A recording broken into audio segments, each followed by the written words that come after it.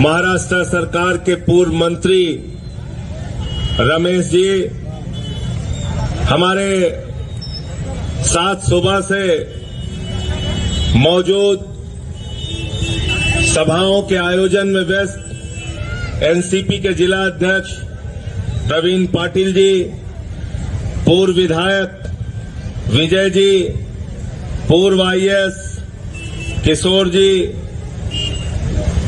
रश्मिताई और मैं मंच पर आसीन सभी पार्टियों के, चाहे वो कांग्रेस पार्टी के नेता हों, एनसीपी के हों, शरद पवार जी की पार्टी के, उद्धव बाला साहब ठाकरे जी की पार्टी के, आम आदमी पार्टी के सभी कार्यकर्ताओं का, सभी नेताओं का हृदय से अभिनंदन करता हूं, स्वागत करता हूं इस सभा के अंदर। साथियों और दोस्तों, 20 तारीख को आपको अपना वोट देने के लिए जाना है और लोकतंत्र में ये बहुत बड़ी ताकत बाबा साहब डॉक्टर भीमराव अंबेडकर जी ने आपको दी। बाबा साहब ने ये ताकत दी आपके उंगली के इशारे में। आप जिसको चाहते हैं वो विधानसभा में जाता है, आप जिसको चाहते हैं वो संसद में जाता है, आप जिसको चाहते हैं वो मंत्री बनता है, आप जिसको चाहते हैं वो मुख्यमंत्री बनता है, आप जिसको चाहते हैं वो प्रधानमंत्री बनता है। लोकतंत्र के असली मालिक आप हो। आपको महाराष्ट्र की तकदीर बनाने के लिए वोट करना है।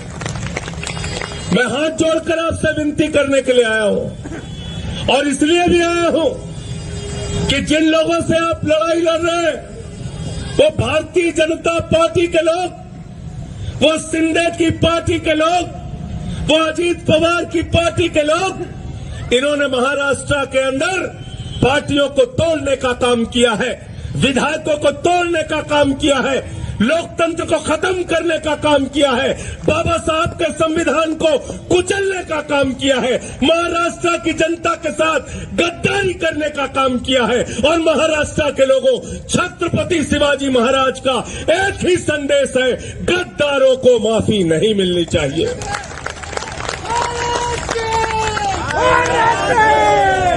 माफ करोगे क्या, बताओ हमको? माफ करोगे क्या गद्दारों को? माफ करोगे क्या? याद है ना प्रधानमंत्री जी ने क्या कहा था? उन्होंने कहा था अजीत पवार ने 70,000 करोड़ का घोटाला किया। फिर अजीत पवार को गले लगा लिया। बीजेपी वालों ने कहा, देवेंद्र फडणवीस ने कहा, अजीत दादा चक्की पिसिंग पिसिंग पिसिंग। सुबह 6:30 बजे मैं देख रहा था, शपथ ले रहे हैं, मिक्सिंग मिक्सिंग मिक्सिंग कर रहे हैं, पिसिंग पिसिंग से मिक्सिंग मिक्सिंग। फिर बोले छगन भुजबल ने भ्रष्टाचार किया, उसको उठा के मंत्री बना दिया। फिर बोले हसन मुशर्रफ ने भ्रष्टाचार किया, उसको बना के मंत्री बना दिया। फिर बोले प्रफुल्ल पटेल, इकबाल मिर्ची से इनका संबंध है, दाऊद इब्राहिम से संबंध है, अरे तो नवाब मलिक है, इनका तो दाऊद इब्राहिम से संबंध है। सबको पकड़ पकड़ के गले लगा लिया। इसका मतलब भारतीय जनता पार्टी का एक ही मकसद है, किसी भी तरीके से विधायकों को तोड़ो, सत्ता बनाओ। भारत के प्रधानमंत्री मोदी वॉशिंग मशीन चलाते हैं, जो भी भ्रष्टाचारी उनके साथ शामिल हो जाए वो पवित्र हो जाता है। गलत तो नहीं कह रहा हूं? गलत तो नहीं कह रहा हूं? क्या नारे लगे महाराष्ट्र के अंदर? 50 खोके एकदम ओके, 50 खोके एकदम ओके। आप अपना विधायक चुनते हो अपनी गली बनवाने के लिए, अपना गांव बनवाने के लिए, रोजगार पाने के लिए, किसानों के हक की लड़ाई लड़ने के लिए। लेकिन जिस विधायक को आप चुनकर भेजते हैं वो 50 करोड़ रुपए में बिक जाता है। वो 50 करोड़ रुपए में सिर्फ खुद को नहीं बेचता, आपकी विधानसभा को बेचता है, महाराष्ट्र को बेचता है, महाराष्ट्र की जनता के हितों को बेचता है। आपको तय करना है। जब 20 तारीख को जाना अपना वोट देने के लिए, तो एक एक बात को याद करके जाना, याद करके जाना उद्धव बाला साहब ठाकरे की पार्टी को तोड़ दिया गया, उनका तीर कमान चोरी कर लिया गया, शरद पवार जी की पार्टी को तोड़ दिया गया, उनकी घड़ी चुरा ली गई है। मैंने अब तक सुना था कार चोर होते हैं, बाइक चोर होते हैं, सोना चोर होते हैं, लेकिन ये भारतीय जनता पार्टी वाले पार्टी चोर है, पार्टी चोर। किसी का तीर कमान चुराते हैं, किसी की घड़ी चुराते हैं। ये घड़ी चोरों से बदला लोगे कि नहीं लोगे बताओ? ये तुम्हारी घड़ी चुराने वालों से बदला लोगे ना? शरद पवार जी की घड़ी चुरा ली,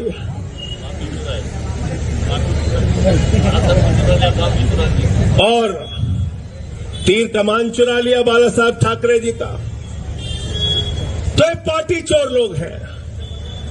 चुनाव आया है तो ये नहीं बताते कि महाराष्ट्र में बच्चों के लिए स्कूल कितने बनाए, आपको ये नहीं बताते कि सरकारी अस्पतालों की सुविधा कितनी बढ़ाई, ये नहीं बताते विधान वर्ग के लोगों को कि जो किसान आत्महत्याएं कर रहे हैं उनके कर्जे को माफ करने के लिए क्या किया, ये नहीं बताते कि सोयाबीन की खेती के लिए क्या किया, ये नहीं बताते कि महाराष्ट्र के तरक्की के लिए क्या किया। नारा देते हैं बटेंगे, कटेंगे, बटेंगे, कटेंगे।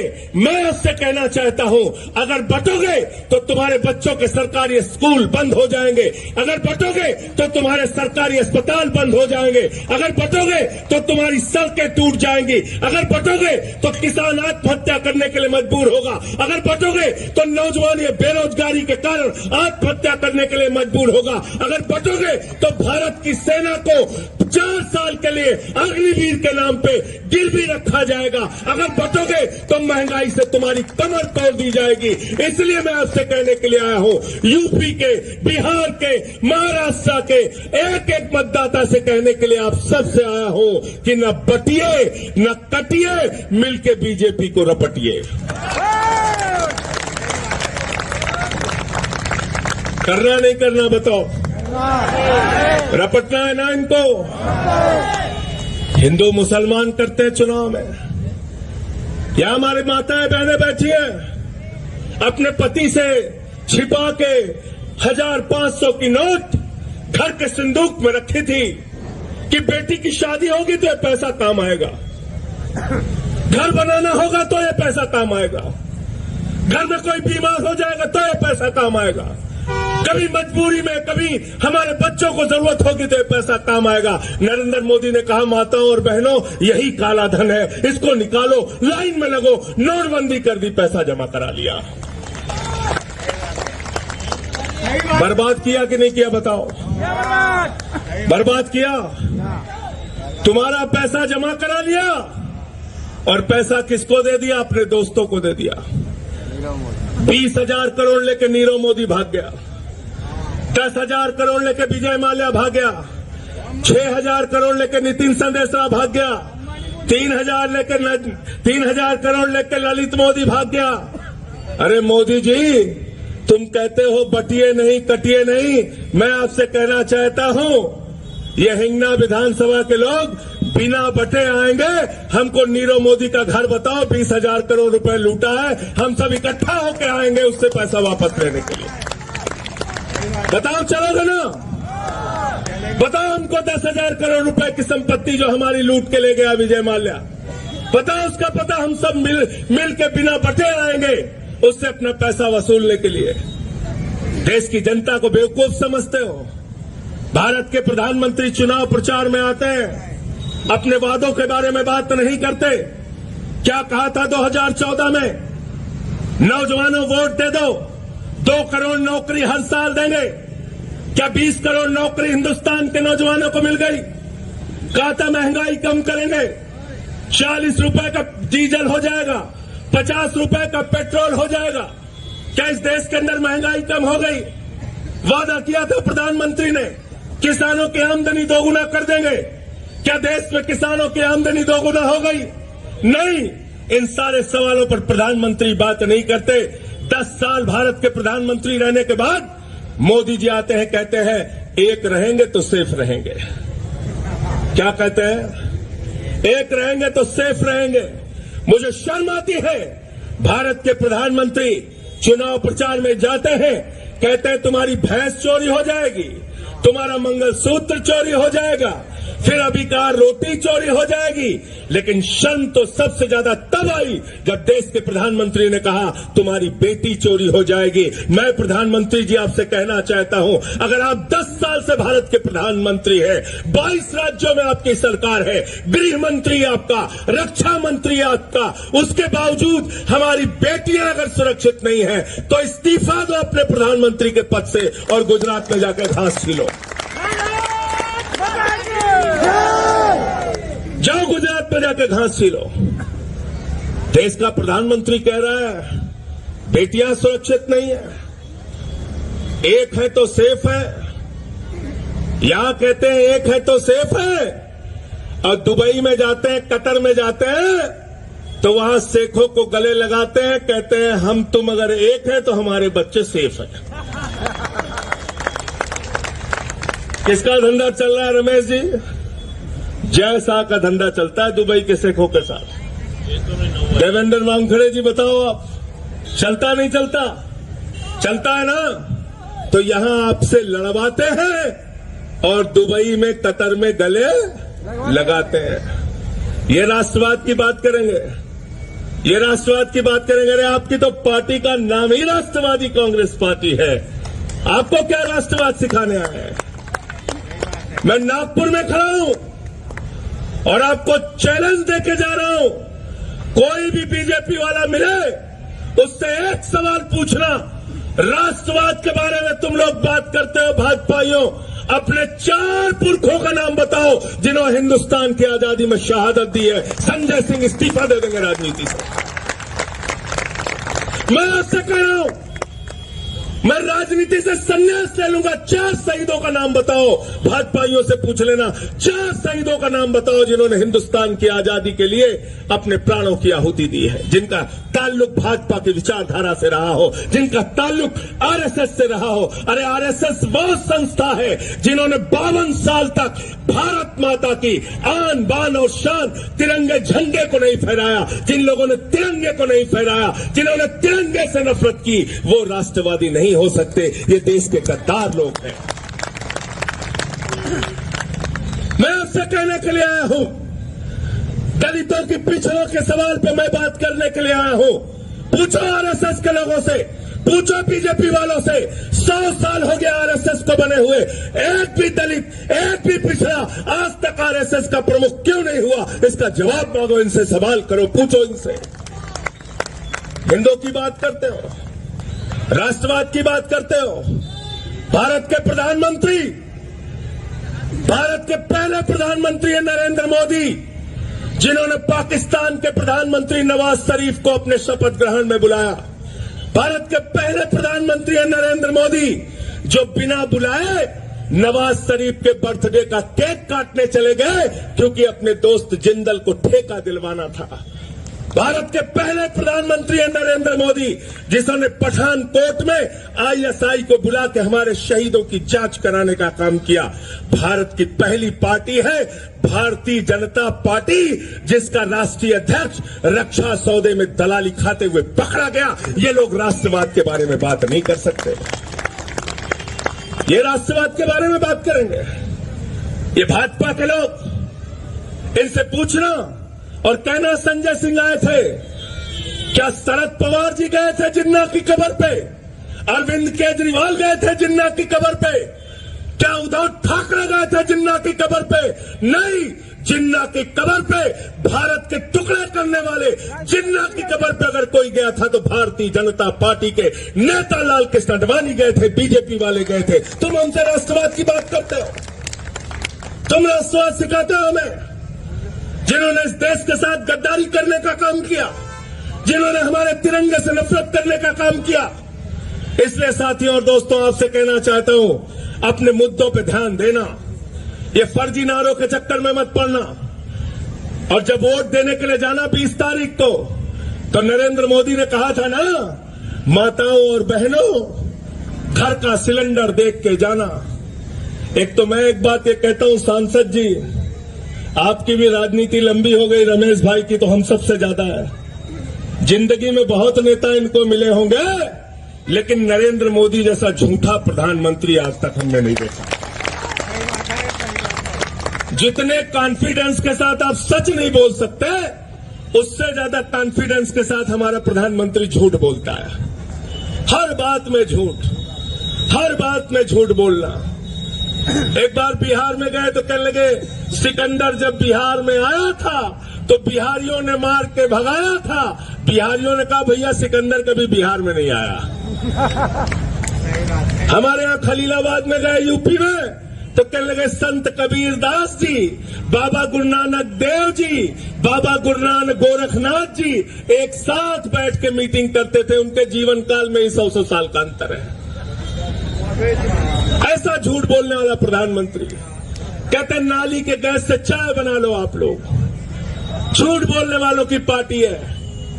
तो क्या बोला था आपसे कि भाइयों और बहनों, जब अपने घर से वोट देने के लिए जाना तो अपने गैस का सिलेंडर देख के जाना।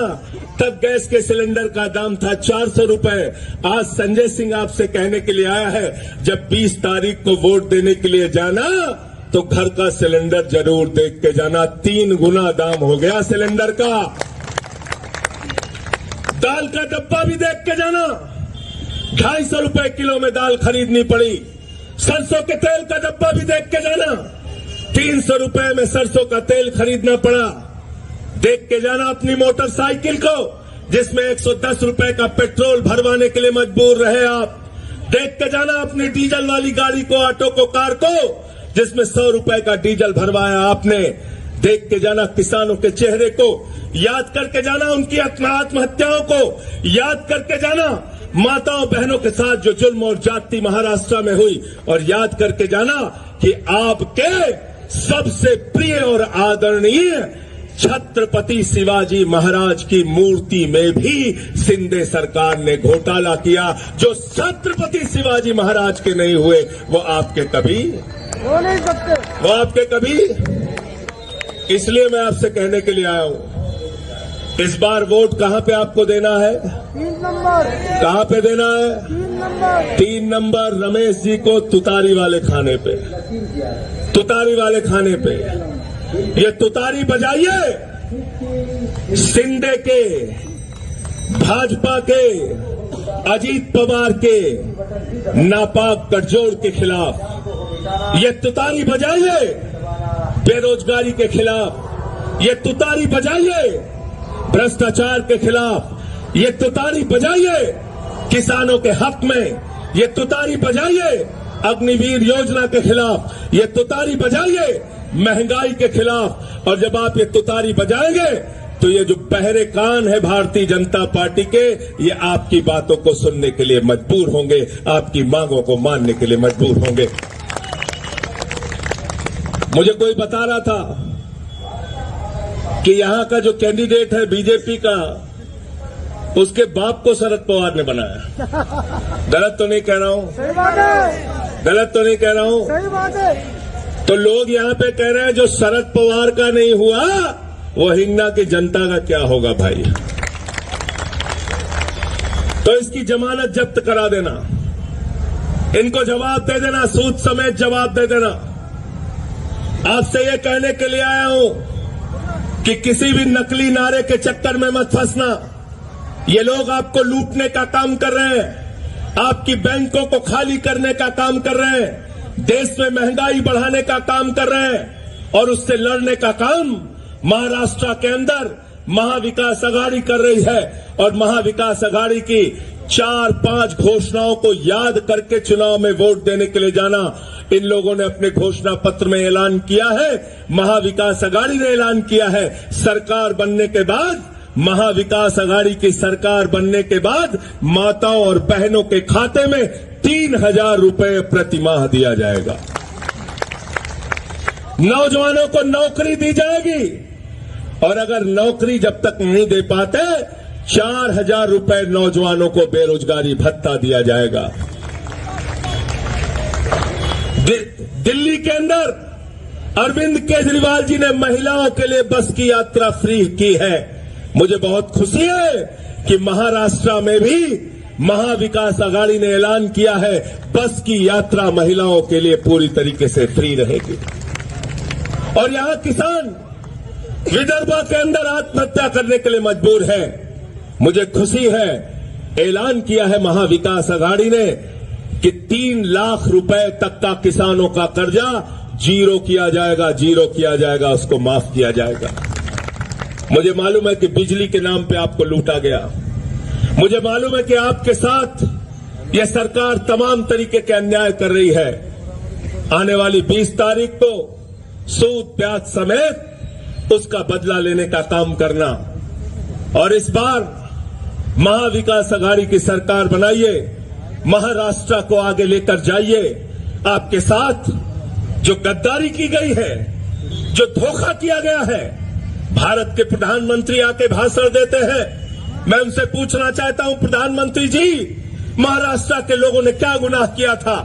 आपने 16 योजनाएं, 16 प्रोजेक्ट महाराष्ट्र से उठा के लगभग 2 लाख करोड़ रुपए का प्रोजेक्ट उठा के आप गुजरात लेकर चले गए। जिन लोगों ने महाराष्ट्र के साथ सौतेली मां जैसा व्यवहार किया है, उस भारतीय जनता पार्टी की जमानत जब्त कराने का काम आपको करना है। और हमारे उत्तर भारतीय लोग जो यहां पे हैं, उनसे भी हाथ जोड़ के कहने के लिए आया हूं, यूपी में तो बीजेपी का सफाया हो गया ना? कितनी सीट हारे? 43-44 सीट हार गए। और कहां हारे? कहां हारे? अयोध्या हार गए। सबको याद है। ताली बजाओ अपने लिए एक बार। अयोध्या हार गए, सुल्तानपुर हार गए, अकबरपुर हार गए, प्रतापगढ़ हार गए, कौशाम्बी हार गए, प्रयागराज हार गए, चित्रकूट हार गए, सीतापुर हार गए, रामपुर हार गए, रामटेक हार गए, नासिक हार गए। जहां जहां से प्रभु श्री राम गुजरे वो सारी की सारी सीटें बीजेपी वाले हार गए। अरे जब प्रभु श्री राम ने आपको संदेश दे दिया कि अब हमने बीजेपी का साथ छोड़ दिया, तो अब आप लोग भी संकल्प ले लीजिए कि आप भी बीजेपी का साथ पूरी तरीके से छोड़ दीजिए। तैयार हो सब लोग? हाथ उठा के बताओ, हमारे जितने यूपी, बिहार, उत्तर भारत के लोग हैं। मराठी भाइयों के साथ इस बार मिलकर वोट करना और भारतीय जनता पार्टी को संदेश देने का काम करना, उनको इस चुनाव में हराने का काम करना। यह आपसे कहने के लिए आया हूं, क्योंकि हिंदू धर्म झगड़े और लड़ाई नहीं सिखाता। हिंदू धर्म आपस में बंटना और बांटना नहीं सिखाता। हिंदू धर्म बंटना और कटना नहीं सिखाता। हिंदू धर्म तो कहता है, हमारा रामचरितमानस कहता है, सब नर करहि परस्पर प्रीति, सारे लोग आपस में प्यार से रहे।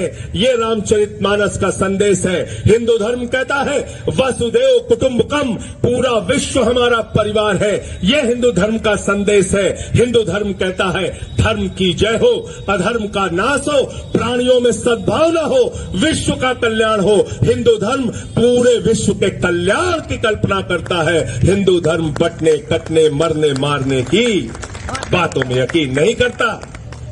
तो मोदी जी, चाहे योगी जी, चाहे फडणवीस जी, चाहे शिंदे जी, ये लोग हिंदू धर्म को बदनाम करने का काम कर रहे हैं। हम बाबा साहब डॉक्टर भीमराव अंबेडकर जी को मानने वाले हैं, गौतम बुद्ध जी को मानने वाले हैं, गांधी जी को मानने वाले हैं, प्रेम को मानने वाले हैं, अहिंसा को मानने वाले हैं, भारत के संविधान को मानने वाले हैं। और बाबा साहब ने जो संविधान लिखा है, उसमें लिखा है, भारत एक धर्मनिरपेक्ष राष्ट्र है। भारत की धर्मनिरपेक्षता, एकता में जीना है। महाराष्ट्र को आगे लेके जाना है, हिंदुस्तान को आगे लेके जाना है। जय हिंद, जय महाराष्ट्र, इंकलाब जिंदाबाद, महाविकास आघाड़ी जिंदाबाद। धन्यवाद।